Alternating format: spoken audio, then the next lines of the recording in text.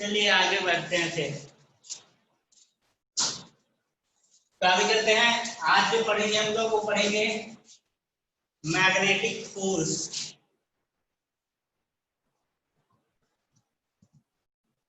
Magnetic force on current carrying conductor.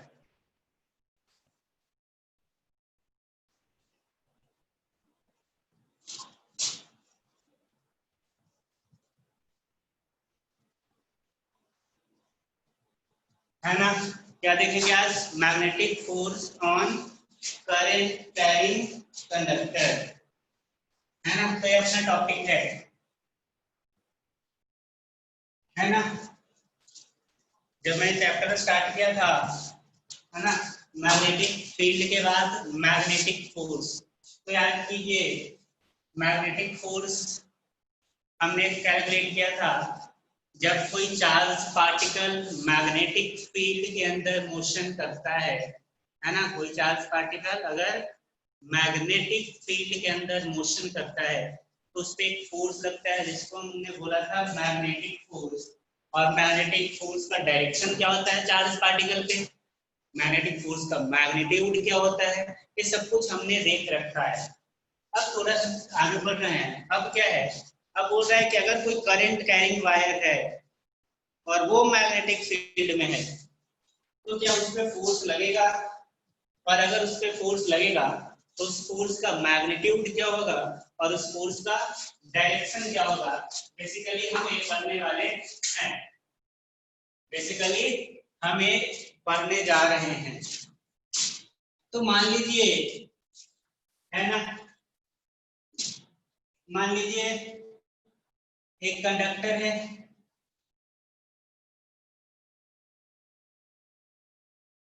ठीक है। मान लो एक कंडक्टर है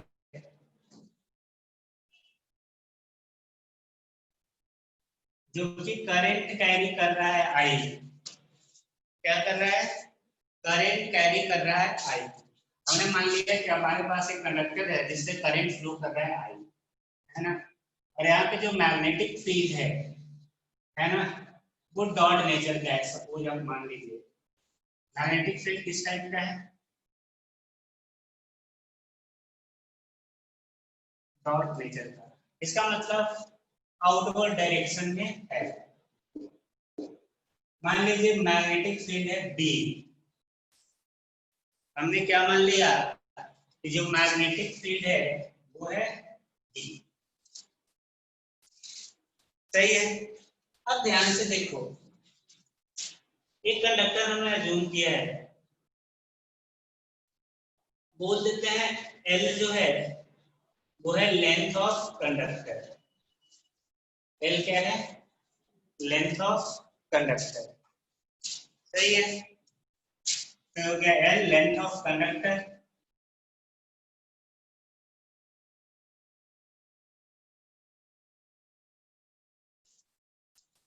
सही है।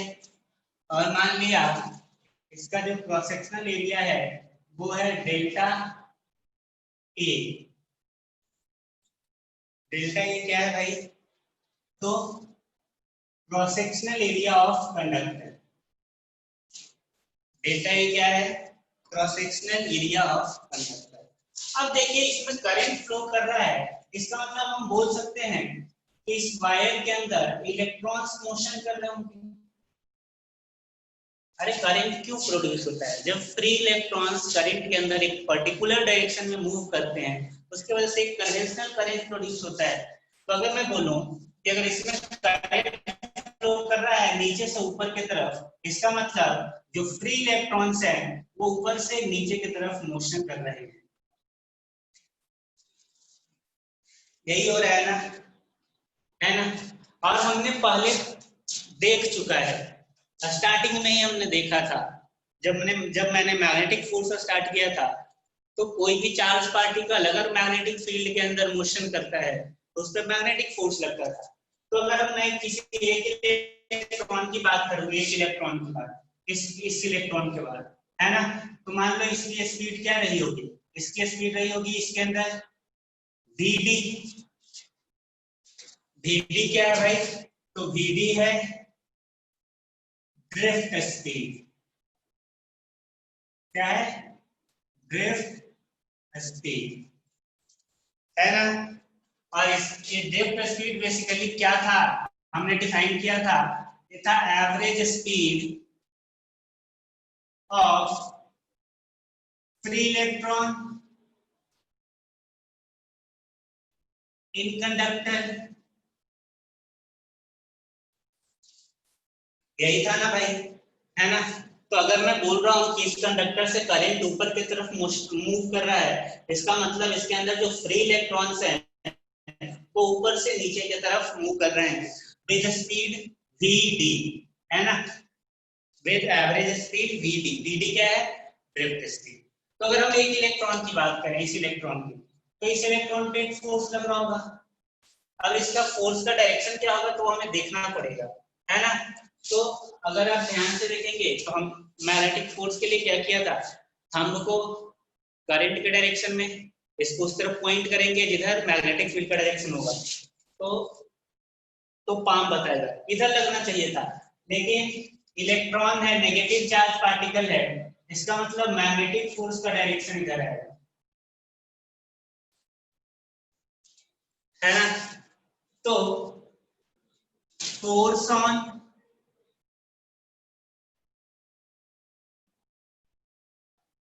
वन फ्री इलेक्ट्रॉन, एक फ्री इलेक्ट्रॉन पे अगर बात करें तो फोर्स जो लगेगा वो हो जाएगा क्या, याद करो, क्यू वी बी, तो E into V D into D, यही रहेगा ना, सही है। यानी कि इस कंडक्टर के अंदर जो एक इलेक्ट्रॉन फ्लो कर रहा है, उस एक इलेक्ट्रॉन पे जो फोर्स लगेगा मैग्नेटिक फोर्स, वो होगा E into V D into D, सही है। अब हमें मैग्नेटिक फोर्स निकालना है कंडक्टर पे, तो कंडक्टर पे जो मैग्नेटिक फोर्स होगा वो वही होगा जो सारे चार्जेस इस कंडक्टर के अंदर है उन पे जो मैग्नेटिक फोर्स लग रहा होगा, अरे वही रहा होगा ना। तो अगर हम जितने भी इसके अंदर चार्ज प्रेजेंट है ना, किसी इंस्टेंट पे, उन पे जो मैग्नेटिक फोर्स लग रहा है उनको कैलकुलेट कर लें, तो हम बोल सकते हैं कि इस कंडक्टर पे कितना मैग्नेटिक फोर्स लग रहा है ना, हम बता सकते हैं। तो हम क्या करते हैं, हमने एक पे लिख लिया, अब मान लो, याद कर, सपोज n क्या है, हमने पढ़ा था करंट इलेक्ट्रिसिटी में, number of free electrons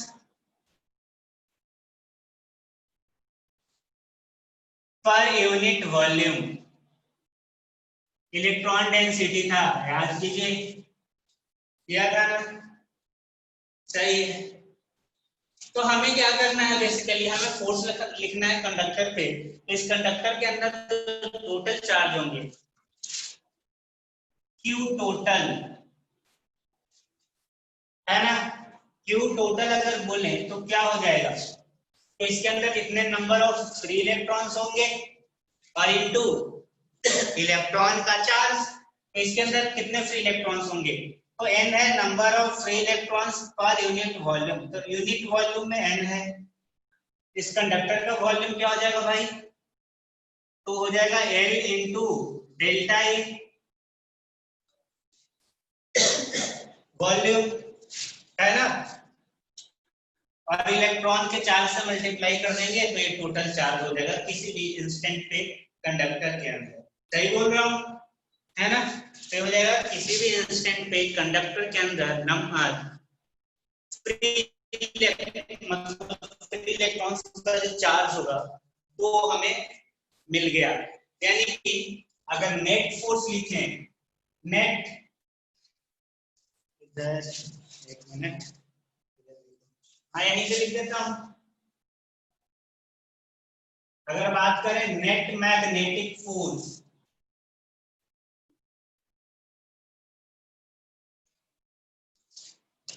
net magnetic force, तो नेट मैग्नेटिक फोर्स क्या हो जाएगा बेटा, क्यू टोटल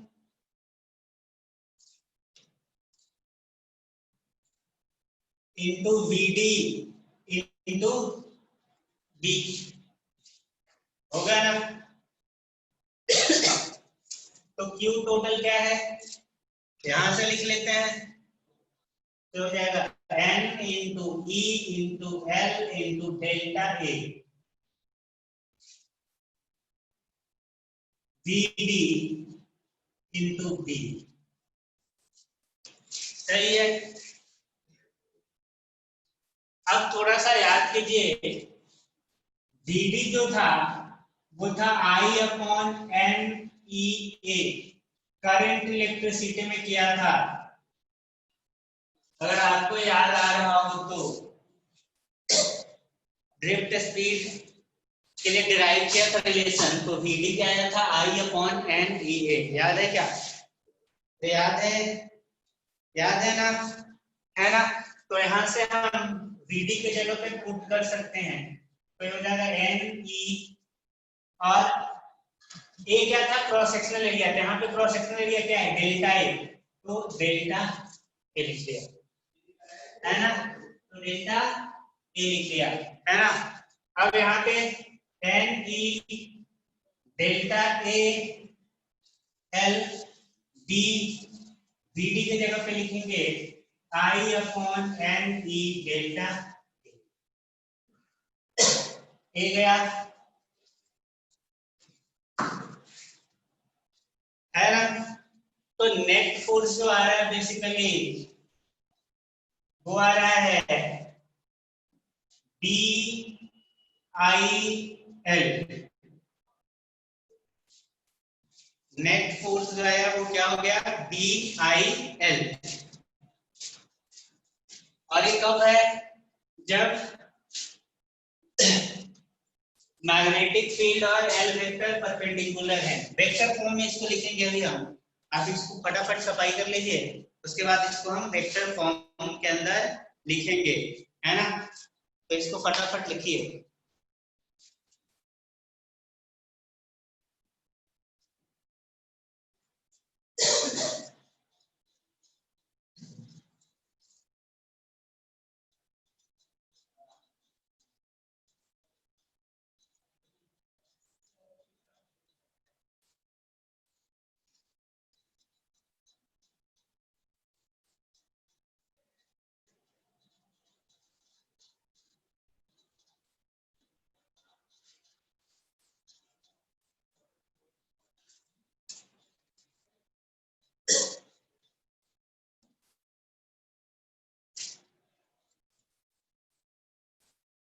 हाँ, मुझे लगता है आपने लिख लिया होगा। तो नेट फोर्स क्या है कंडक्टर पे, बी इंटू आई इंटू एल। अगर इसी को आप वेक्टर फॉर्म में लिखोगे, है ना, अगर इसको आप वेक्टर फॉर्म में लिखोगे,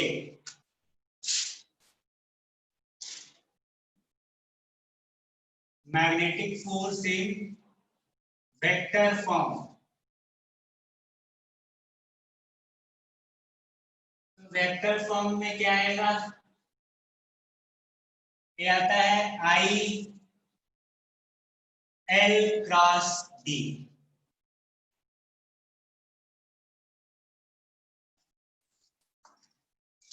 आई L cross D, I L cross D, है ना। एल वेक्टर होगा वही, डायरेक्शन सेम एज करंट,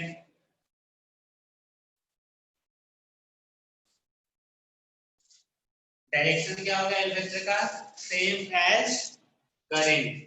तो जो मैग्नेटिक फोर्स होता है वो क्या होता है, L I into L cross B, यह है वेक्टर फॉर्म में, है ना।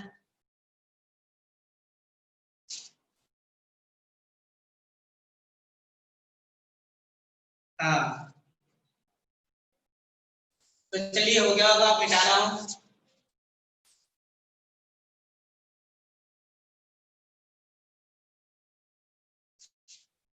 चलिए,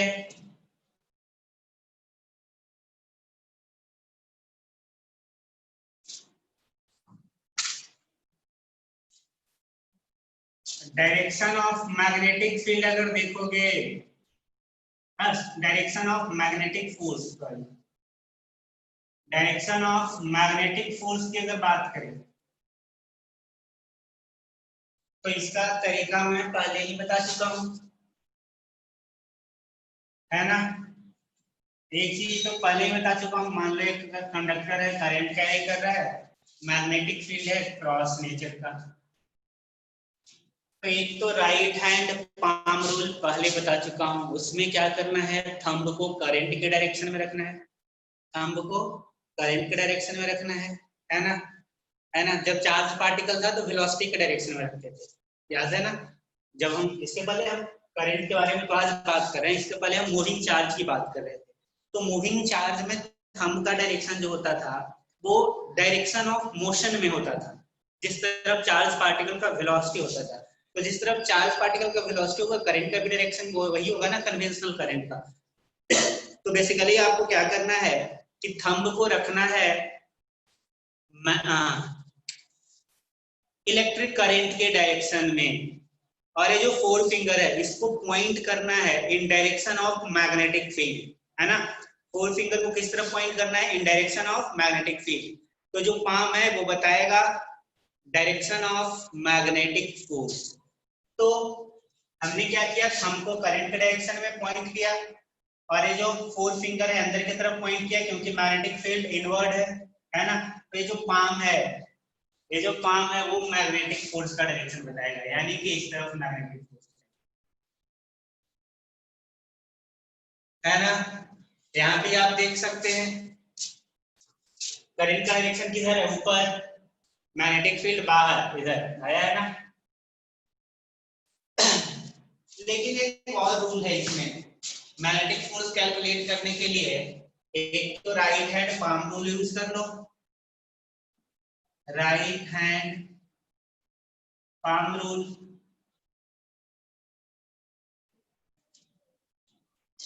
है ना, जिसमें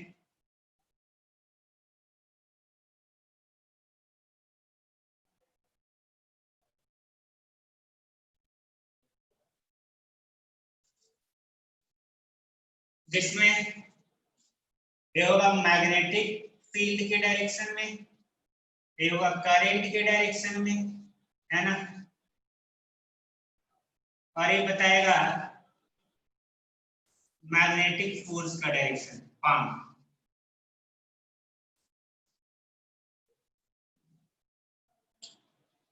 समझ रहे हो ना। ये तो आपको पहले से पता है, इसमें सबसे मॉडिफिकेशन है, पहले हम मैग्नेटिक फील्ड कैलकुलेट करते थे, फिर मूविंग चार्ज के लिए फोर्स कैलकुलेट किए, अब करंट के लिए किया।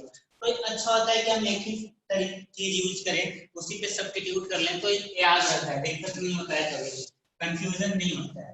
तो right hand palm rule use करते हैं, कोई कंफ्यूजन नहीं होगा, है ना।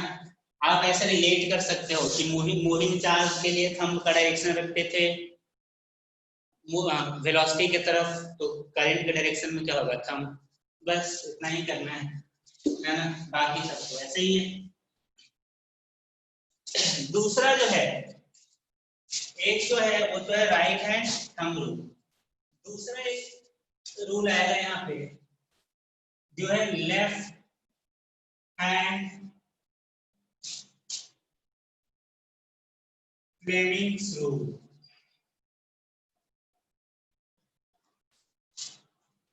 क्या है, left hand Fleming rule, Fleming का लेफ्ट हैंड रूल, है ना, है ना, लेफ्ट हैंड फ्लेमिंग का रूल। तो देखिए लेफ्ट हैंड फ्लेमिंग का रूल क्या है,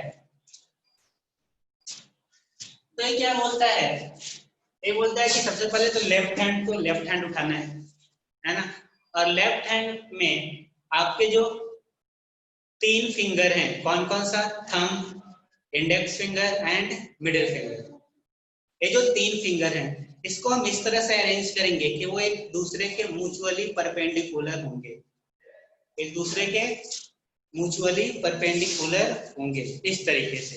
ये थंब हो गया, एक सब एक दूसरे के परपेंडिकुलर है ना, देख लो इस तरीके।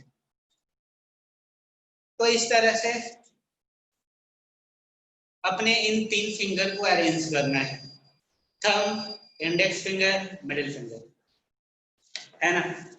तो इसमें क्या बोलता है कि जो इंडेक्स फिंगर है वो मैग्नेटिक फील्ड को पॉइंट करेगा, मिडिल फिंगर जो है वो करंट को पॉइंट करेगा, और जो थंब है वो मैग्नेटिक फोर्स बताएगा, वो जो है वो मैग्नेटिक फोर्स बताएगा। तो बेसिकली ये है मैग्नेटिक फोर्स, ये है मैग्नेटिक फील्ड, और ये है करंट का डायरेक्शन। तो इसको यूज करना है, तो इसको भी यूज कर सकते हैं। तो हमें क्या करना है, याद कीजिए, मिडिल फिंगर को करंट के डायरेक्शन में रखना है, रख लिया। और ये जो इंडेक्स फिंगर है उसको करंट के डायरेक्शन में, मिडिल फिंगर को, और इसको मैग्नेटिक फील्ड के डायरेक्शन में। तो थंब क्या बताएगा, मैग्नेटिक फोर्स का डायरेक्शन, है ना। तो इस तरह के श्रेणी हम यूज कर सकते हैं, है ना। तो इसमें लिखते रहूं, अभी डायग्राम बनाना तो मेरे लिए उतना आसान है नहीं।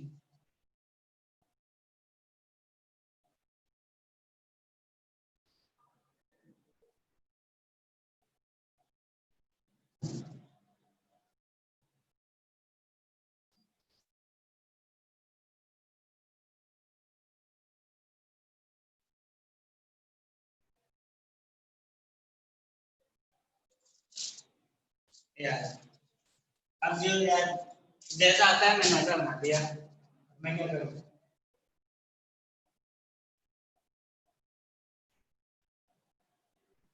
है ना, ये है थंब,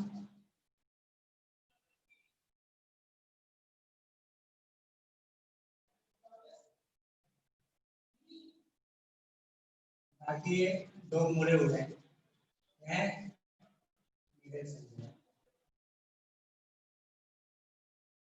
एक इसको रिप्रेजेंट करेगा फोर्स को, एक मैग्नेटिक फील्ड को, और एक करंट को, एफ वी आई, है ना, एफ वी आई। एफबीआई का नाम सुनिए, है ना। तो हम जो है वो F force, B magnetic field, current I, F V I. तो ऐसे याद रख सकते हो आप, है ना, इस तरीके से आप याद रख सकते हो। तो ये दोनों में से कोई भी तरीका यूज कर सकते हो, मैं तो एक ही यूज करता हूँ, है ना, डायरेक्शन ही निकालना है ना। तो बस एक कोई तरीका यूज करो, पता हो, बढ़िया है, वैसे भी हम कैलकुलेट कर सकते हैं। अब थोड़ा सा आगे की तरफ चलते हैं। देखो अब ये मैग्नेटिक फोर्स आ गया, करंट कंडक्टिंग वायर,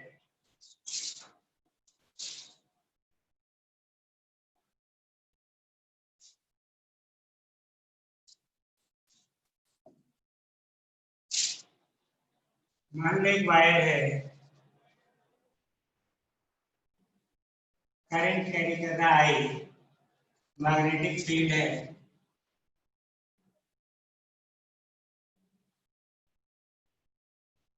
बी, और एक वायर है, और एक वायर है ना। एल क्या है, एल देख इधर नहीं लिखा, एल क्या है, लेंथ ऑफ वायर, और एक थीटा हो गया, थीटा हो गया angle between L vector and B vector, है ना।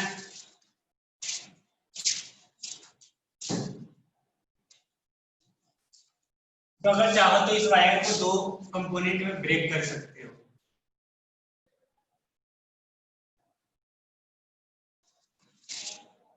है ना।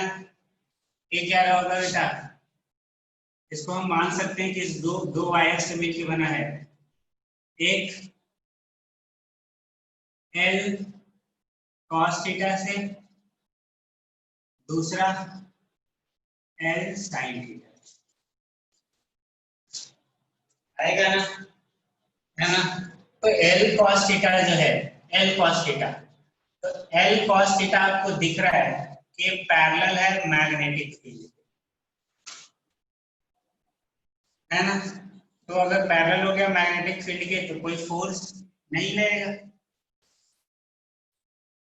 और दूसरा एल साइन थीटा जो है वो परपेंडिकुलर है मैग्नेटिक, तो इस वायर पे जो मैग्नेटिक फोर्स आएगा वो क्या आएगा, तो आएगा I B L sine theta, है ना। क्रॉस प्रोडक्ट में लिखते तो यही आता, I L cross B. Magnetic force का डायरेक्शन किधर होगा, तो आप यहां से कर सकते हो एल क्रॉस बी, तो एल वेक्टर इधर, बी वेक्टर इधर, एल क्रॉस बी अंदर की तरफ आ रहा है, यानी कि मैग्नेटिक फोर्स का डायरेक्शन क्या होगा, इनवर्स, है ना। आप जो चाहो जो अप्लाई कर लो, ऐसे भी अप्लाई कर सकते हैं, किधर आएगा, अंदर की तरफ आएगा ना। देखिए मैग्नेटिक फील्ड के डायरेक्शन में, करंट के डायरेक्शन में, अंदर की तरफ, है ना। तो इस तरह से हम लिख सकते हैं।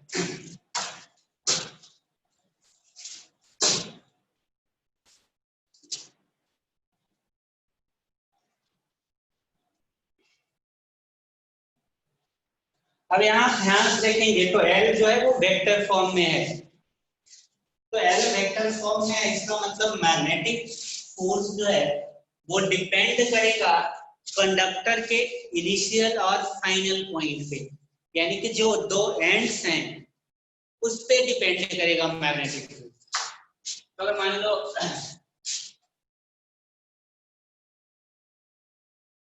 किसी तरह का सपोज एक वायर है,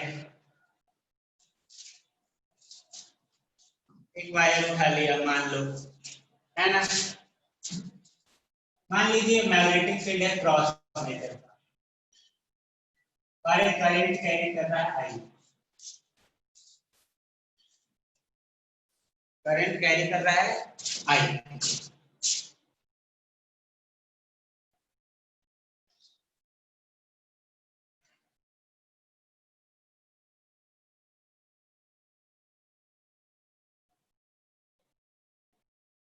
मान ले एक्स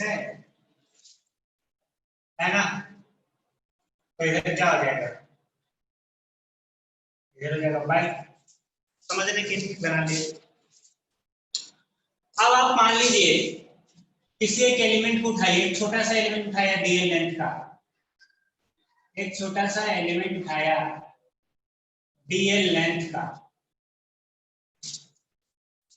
है ना। तो इस डीएल लेंथ के एलिमेंट के बारे में सोचो, ये है डीएल लेंथ, है ना।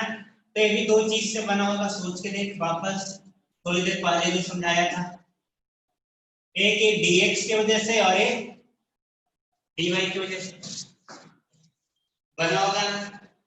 सोच के देखिए, ये जो dl वेक्टर है, ये जो dl वेक्टर है ना, इसको थोड़ा हमने बड़ा कर दिया समझने के लिए, ऐसा समझ लो कि जूम कर दिया, है ना।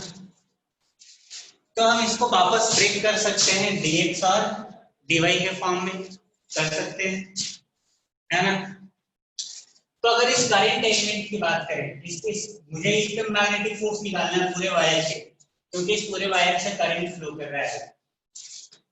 लेकिन दिक्कत है कि जो वायर है वो इरेगुलर शेप का है, तो जिसकी वजह से हमें मैग्नेटिक फोर्स के डायरेक्शन में थोड़ा दिक्कत आ रहा है।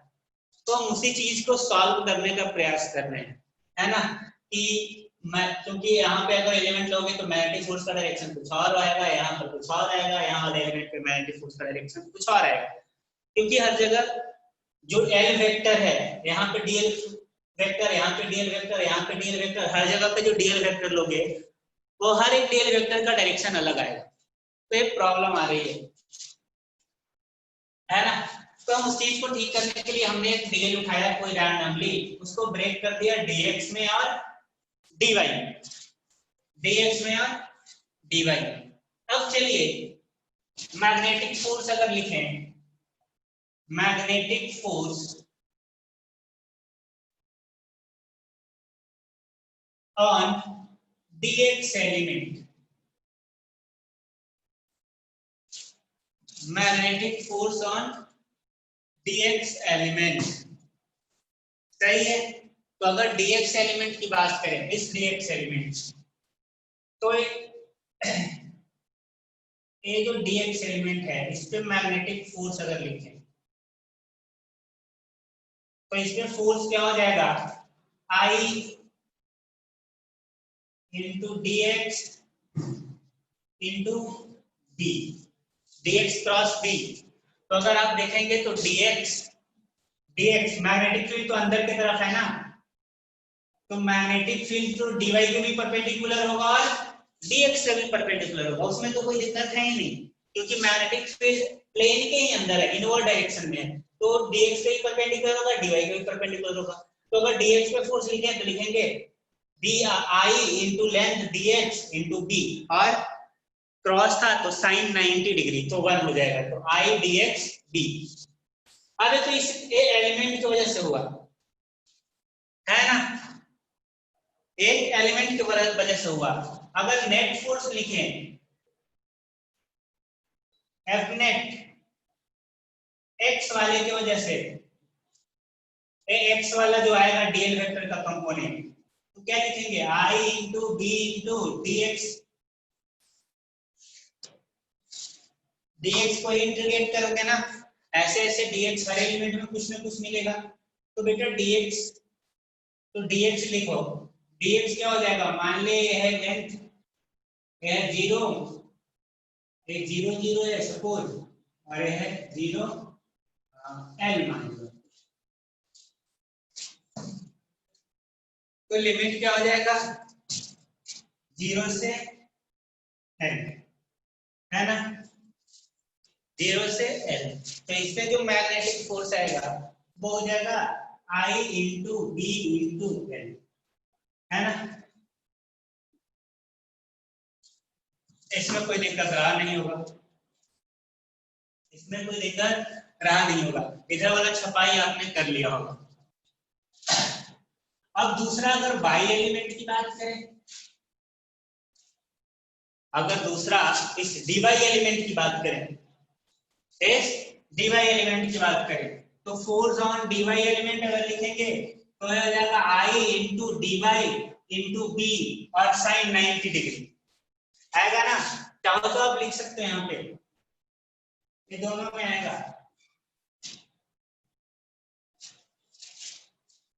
ना। तो आप देखिए ये हो जाएगा I इंटू बी, और हम पूरे लेंथ के अंदर इंटीग्रेट करेंगे क्योंकि हमें यहाँ पूरे कंडक्टर पे फोर्स चाहिए, तो ये dy को इंटीग्रेट करेगा, तो dy को देखिए बेटा, dy जो है वो यहाँ से, बाई जो है यहाँ से शुरू हुआ वापस नहीं आया, तो क्या आ जाएगा 0 से 0, यानी कि इस पे कोई फोर्स ही नहीं आएगा, है ना। तो मैं जो बोलना चाह रहा हूं वो जो है क्या है, जो मैग्नेटिक फोर्स है वो इस एल वेक्टर पे डिपेंड करता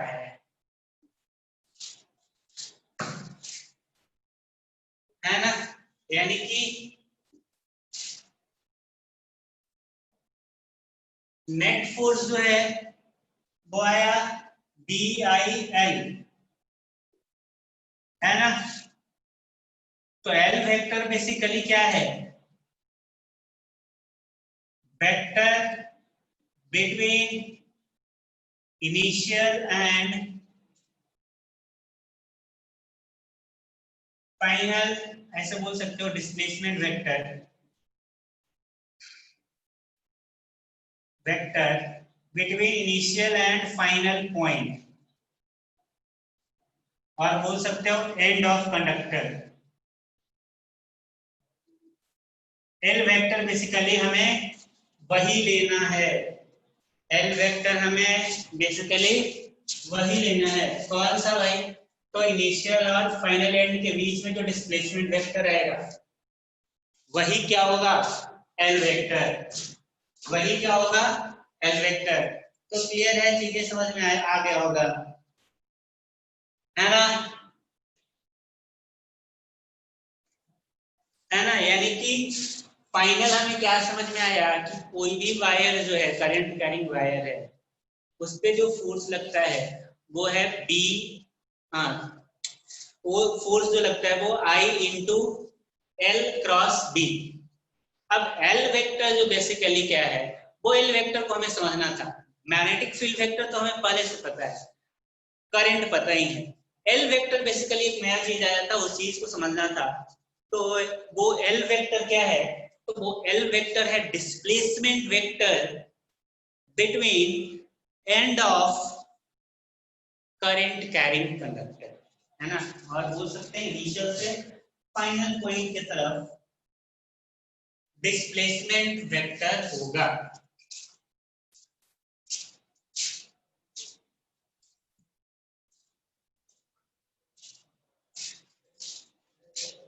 है ना?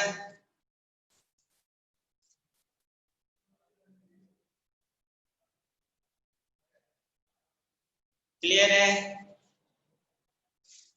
समझ गए?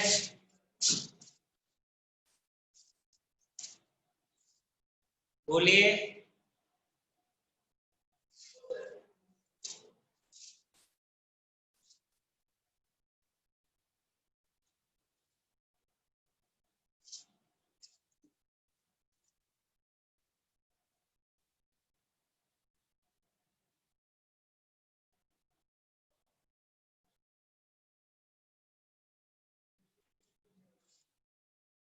यानी कि अगर सिंपली बोलूं तो मान लो मैग्नेटिक फील्ड है क्रॉस नेचर का। मान लो मैग्नेटिक फील्ड है क्रॉस नेचर का। राइट,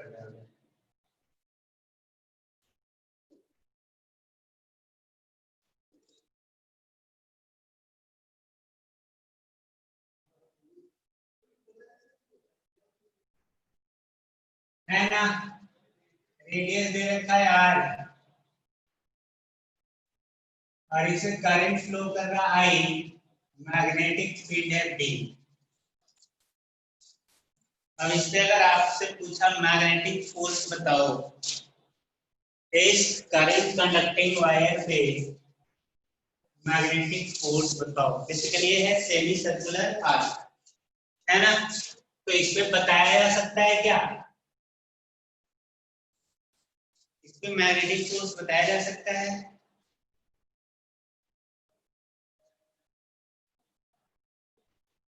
है ना? तो बेटा हमने क्या बोला था कि एल वेक्टर जो होगा वो क्या होगा? इनिशियल से फाइनल पॉइंट की तरफ वेक्टर, यानी कि एल वेक्टर बेसिकली यहाँ पे क्या है? 2r, है ना? अगर एल वेक्टर के मैग्नीट्यूड की बात करो तो क्या है यहाँ पे? 2r। तो मैग्नेटिक फोर्स लिखेंगे तो क्या हो जाएगा? I into 2r magnitude. Direction पता करने के लिए तो कर ही लो, करंट यहाँ से यहाँ जा रहा है तो एल वेक्टर ये करंट का डायरेक्शन, है ना? करंट के डायरेक्शन में, मैग्नेटिक फील्ड के डायरेक्शन में, मैग्नेटिक फोर्स ऊपर की तरफ। बोलिए।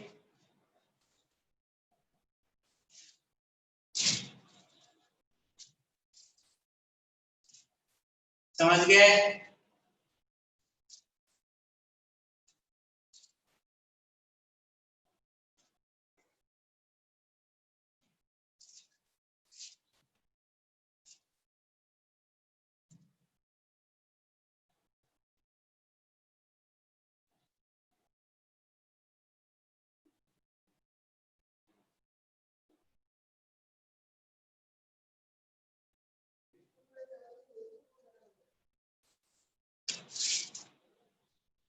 है ना? मान लीजिए ऐसे करंट फ्लो कर रहा है आई,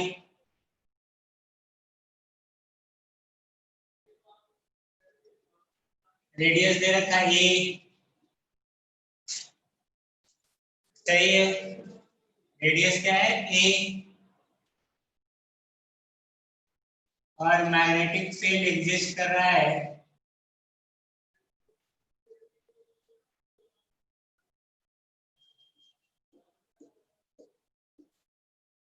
ना, बी, डॉट नेचर का। अब इस पे फोर्स किधर लगेगा बताया जा सकता है।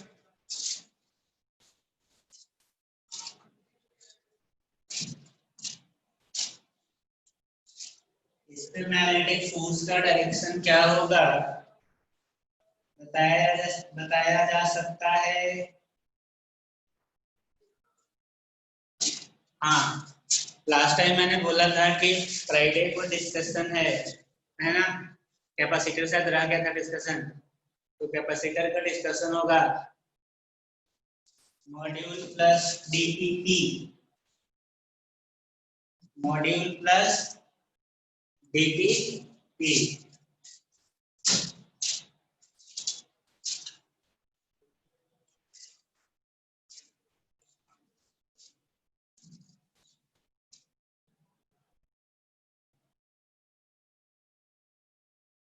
ठीक है, इससे बना भी लेते हैं ना,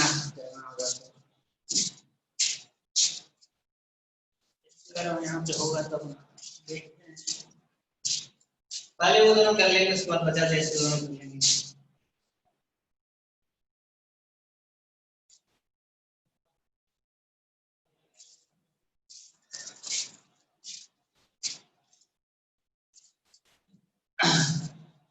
मॉड्यूल और बीपीसी पहले करना है,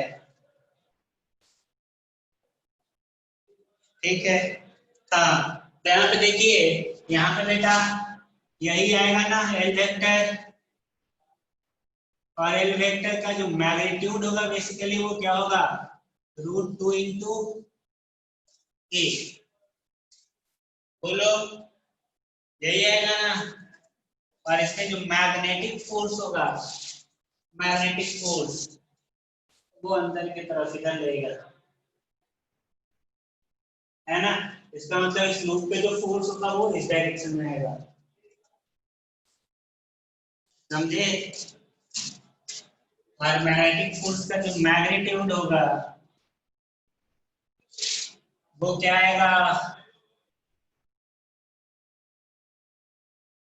बी आई √2 इंटू ए।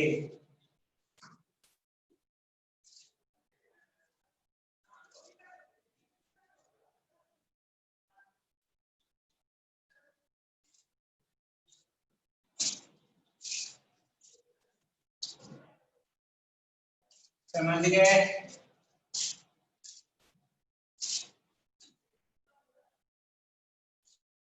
इस संडे को नहीं है, इस संडे को टेस्ट नहीं है क्या, इस संडे को नहीं है तो मान के चलो अगला संडे होगा, है ना। तो ये हो गया।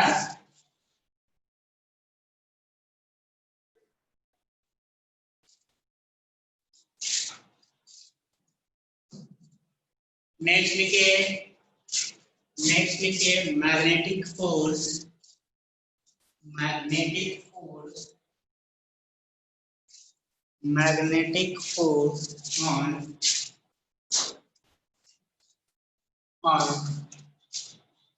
current carrying loop, magnetic force on, magnetic force on current carrying loop placed in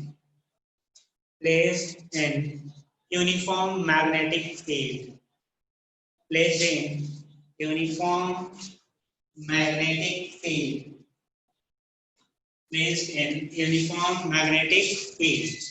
देखिए, बोला जा रहा है कि मान लो एक लूप हो, है ना, मान ली करंट कैरिंग लूप है, ये करंट कैरी कर रहा है कुछ इस तरीके से, है ना, और ये रखा हुआ है यूनिफॉर्म मैग्नेटिक फील्ड में। कहाँ रखा हुआ है, यूनिफॉर्म मैग्नेटिक फील्ड में,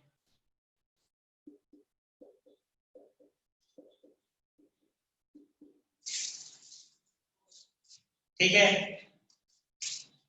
तो इस पे मैग्नेटिक फोर्स क्या होगा?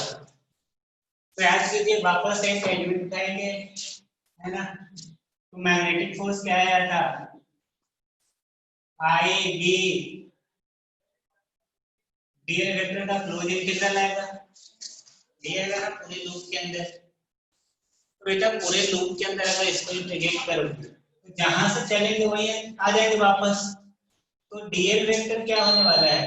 0। इसका लिमिट कहाँ आएगा? यानी कि मैग्नेटिक फोर्स क्या होगा? 0। तो अगर कोई करंट कंडक्टिंग लूप रखा हुआ है, कंडीशन है मैग्नेटिक फील्ड यूनिफॉर्म होना चाहिए। एक बात ध्यान रखना, मैग्नेटिक फील्ड कैसा होना चाहिए? यूनिफॉर्म होना चाहिए। तो अगर मैग्नेटिक फील्ड यूनिफॉर्म रहेगा तो लूप कैसा भी हो, मैग्नेटिक फोर्स क्या हो जाएगा? 0। फर्क नहीं पड़ता है कि किस शेप का मैग्नेटिक, किस शेप का करंट कैरिंग लूप है। जैसे ये भी अगर होगा यूनिफॉर्म मैग्नेटिक फील्ड में, सही है, तो इसके भी मैग्नेटिक फोर्स क्या होगा? 0।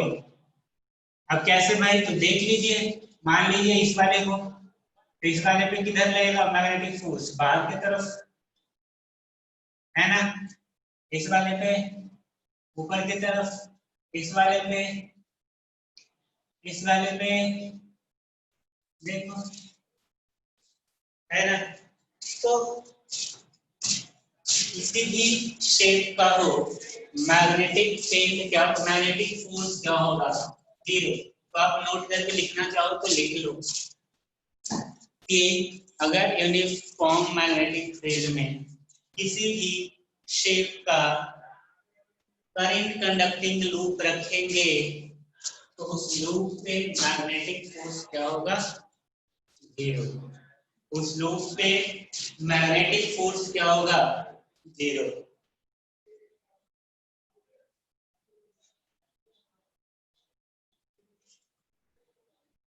समझ गए? हाँ।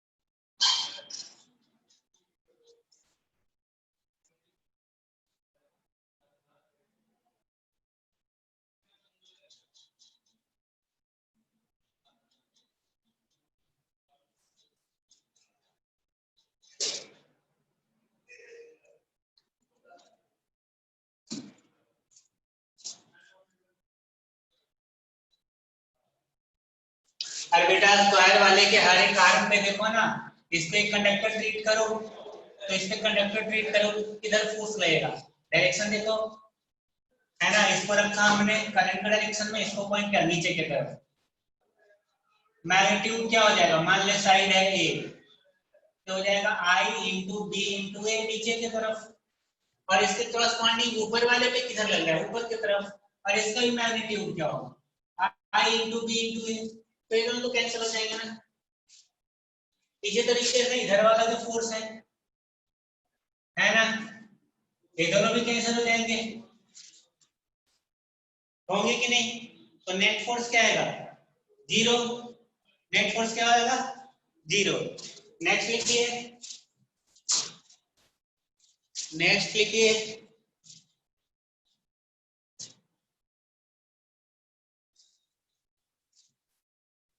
Magnetic force between, magnetic force between magnetic force between two current carrying long conductor. Two current carrying long conductor.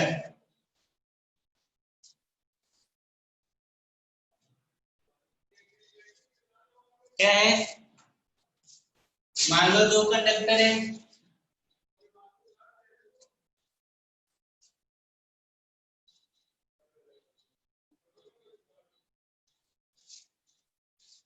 ना? लॉन्ग है,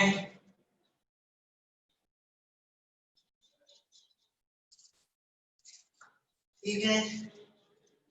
तो देखिए एक करंट कर रहा है I1, दूसरा कर रहा है I2।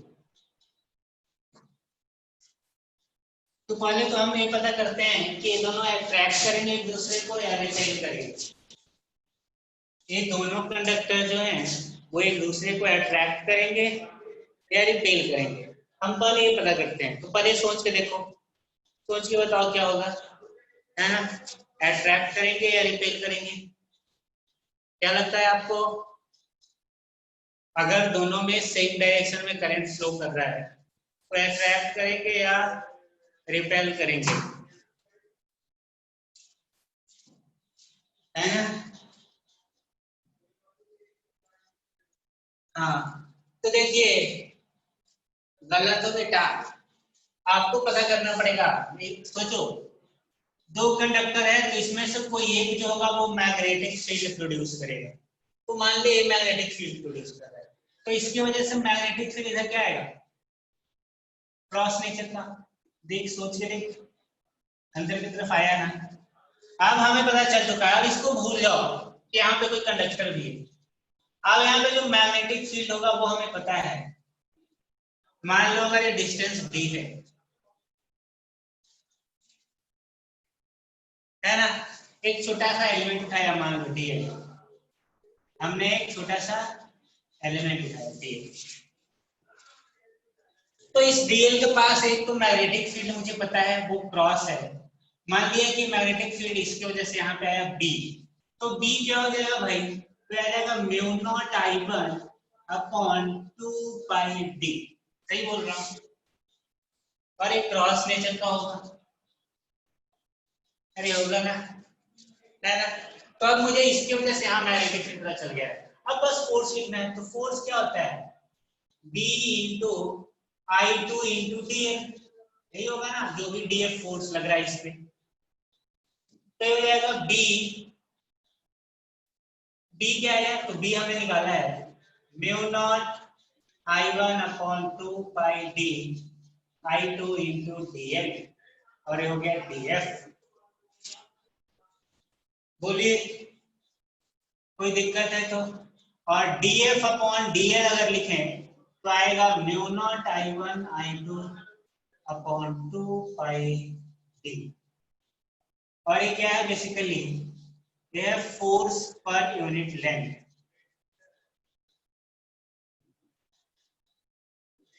है ना? Magnetic force per unit length.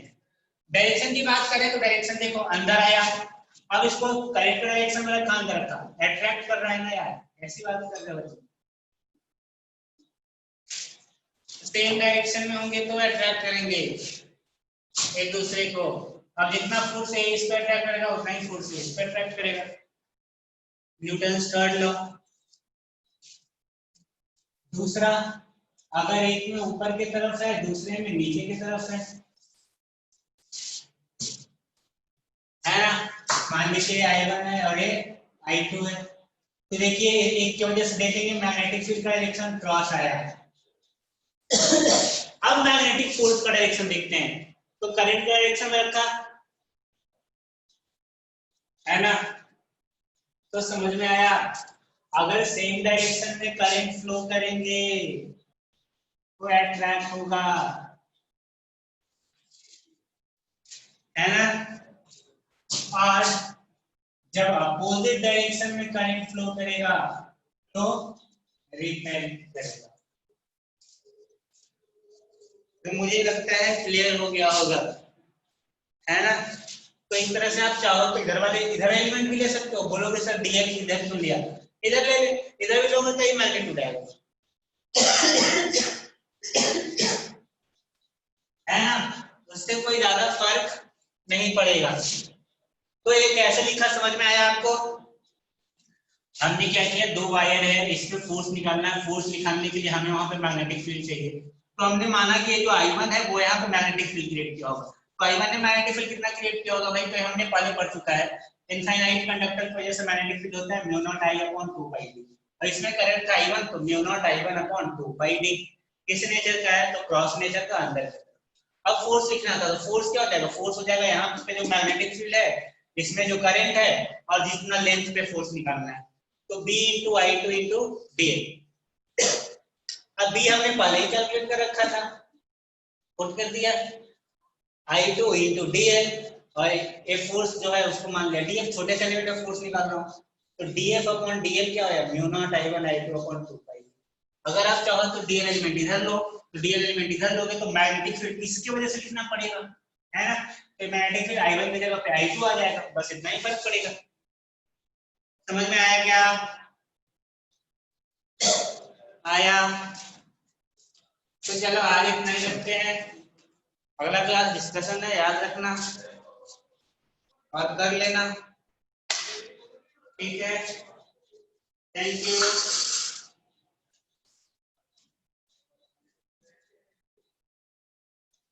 है ना, तो चलिए, थैंक यू।